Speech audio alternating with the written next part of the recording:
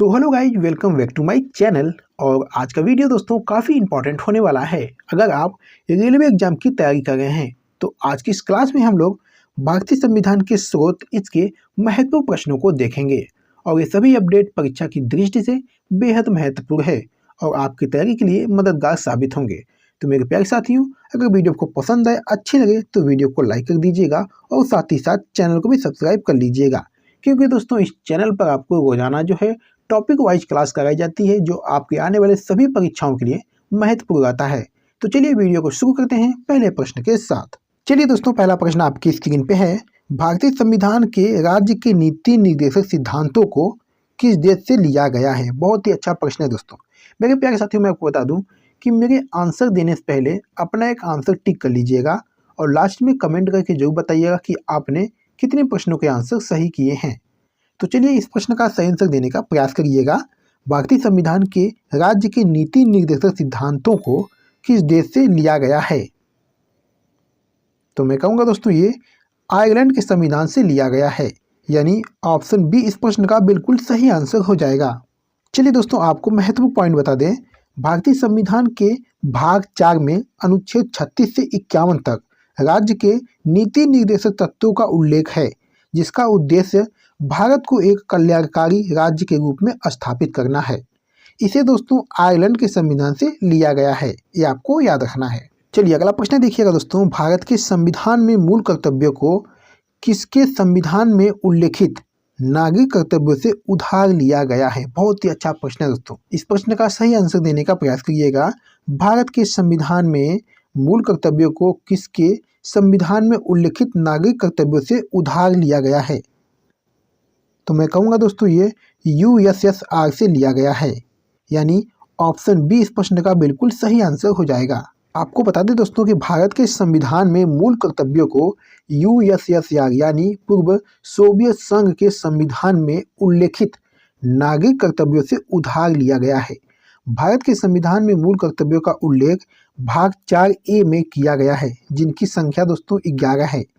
11वां मूल कर्तव्य 86वें संविधान संशोधन अधिनियम 2002 के माध्यम से जोड़ा गया है। ये सारे फैक्ट आपको याद रखना है। चलिए मेरे प्यारे साथियों, अगला प्रश्न देखिएगा। भारतीय संविधान में शामिल मौलिक कर्तव्यों से संबंधित खंड किस देश से अंगीकृत किया गया है? बहुत ही अच्छा प्रश्न है दोस्तों। इस क्वेश्चन का फटाफट आंसर देने का प्रयास करिएगा। भारतीय संविधान में शामिल मौलिक कर्तव्यों से संबंधित खंड किस देश से अंगीकृत किया गया है? तो मैं कहूँगा दोस्तों ये USSR से किया गया है, यानी ऑप्शन बी हो जाएगा इस प्रश्न का बिल्कुल सही आंसर। चलिए मेरे प्यारे साथियों, आपको एक्स्ट्रा फैक्ट बता दें। इंग्लैंड देश के संविधान से दोस्तों संसदात्मक शासन प्रणाली और एकल नागरिकता लिया गया है। USSR के संविधान से मौलिक कर्तव्य लिया गया है।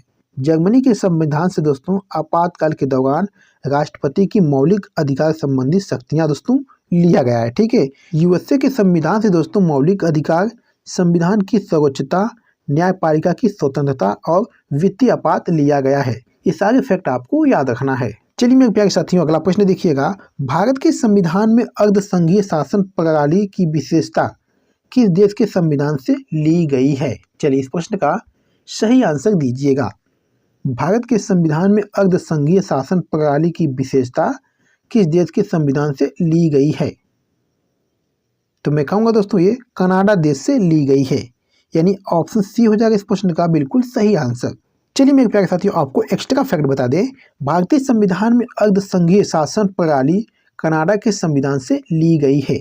इसके अलावा दोस्तों सर्वोच्च न्यायालय का सलाहकारी क्षेत्राधिकार, केंद्र द्वारा राज्य में राज्यपाल की नियुक्ति आदि विशेषताएं भी कनाडा के संविधान से ली गई है। मौलिक अधिकार अमेरिकी संविधान तथा संविधान संशोधन की प्रक्रिया दक्षिण अफ्रीका के संविधान से लिया गया है। ये सारे फैक्ट आपको याद रखना है। चलिए मेरे प्यारे साथियों, अगला प्रश्न देखिएगा।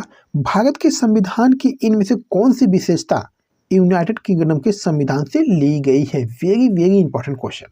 इस प्रश्न का दोस्तों सही आंसर देने का प्रयास करिएगा।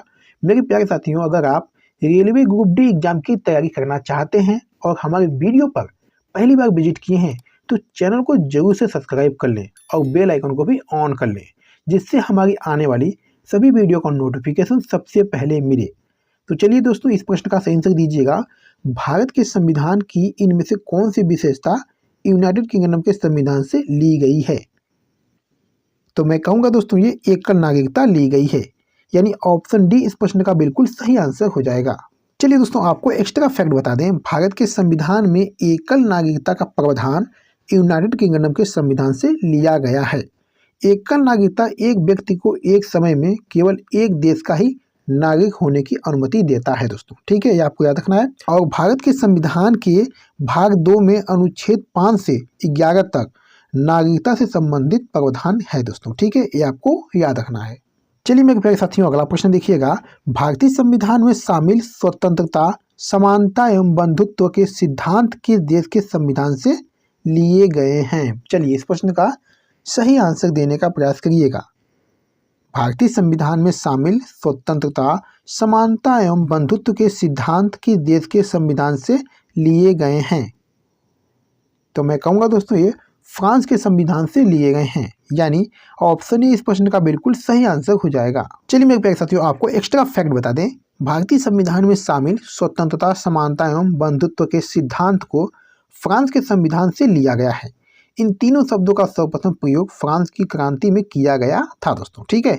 चलिए आपको बता दें, आयरलैंड के संविधान से दोस्तों नीति निर्देशक सिद्धांत, राष्ट्रपति के निर्वाचन मंडल की व्यवस्था ली गई है दोस्तों, ठीक है।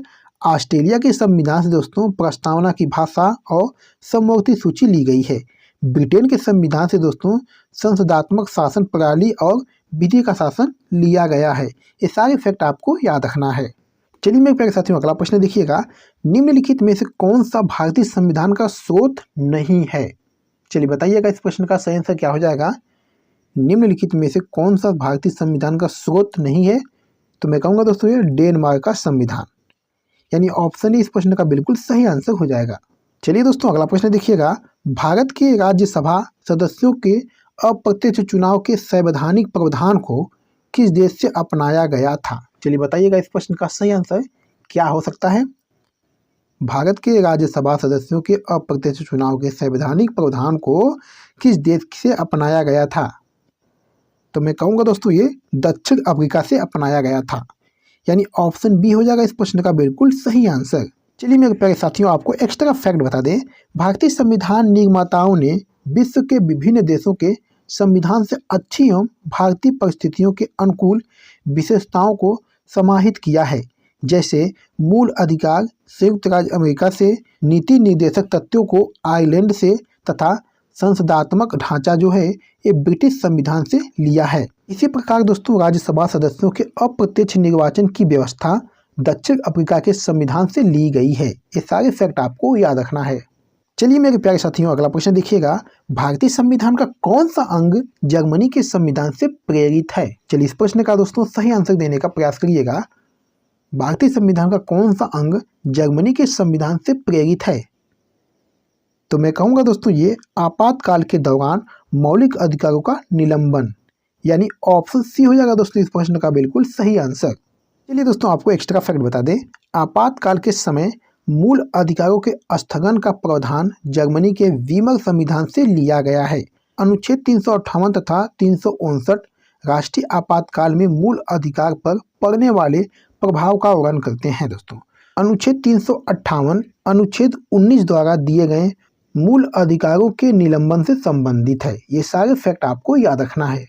चलिए मेरे प्यारे साथियों इस वीडियो का लास्ट क्वेश्चन है, भारतीय संविधान में पंचवर्षीय योजना का प्रावधान किस देश से लिया गया है? Very very important question. इस प्रश्न का दोस्तों सही आंसर देने का प्रयास करिएगा। भारतीय संविधान में पंचवर्षीय योजना का प्रावधान किस देश से लिया गया है? तो मैं कहूँगा दोस्तों ये यूएसएसआर से लिया गया है, यानी ऑप्शन डी हो जाएगा इस प्रश्न का बिल्कुल सही आंसर। चलिए मेरे प्यारे साथियों आपको एक्स्ट्रा फैक्ट बता दें, भारत में पंचवर्षीय योजना का प्रावधान रूस से लिया गया है। भारत के प्रथम प्रधानमंत्री पंडित जवाहरलाल नेहरू ने सन 1951 में भारत की संसद में पहली पंचवर्षीय योजना प्रस्तुत की। यह प्रथम पंचवर्षीय योजना हैराल्ड डोमर मॉडल पर आधारित थी। ये सारे फैक्ट आपको याद रखना है। तो मेरे प्यारे साथियों वीडियो के पर समाप्त करते हैं। आज की वीडियो में बस इतना ही। वीडियो आपको कैसी लगी? वीडियो अगर आपको पसंद आई है, अच्छी लगी तो वीडियो को लाइक कर दीजिएगा और साथ ही साथ चैनल को भी सब्सक्राइब कर लीजिएगा। चलिए दोस्तों, मिलते हैं आपसे अगली वीडियो में, तब तक के लिए धन्यवाद।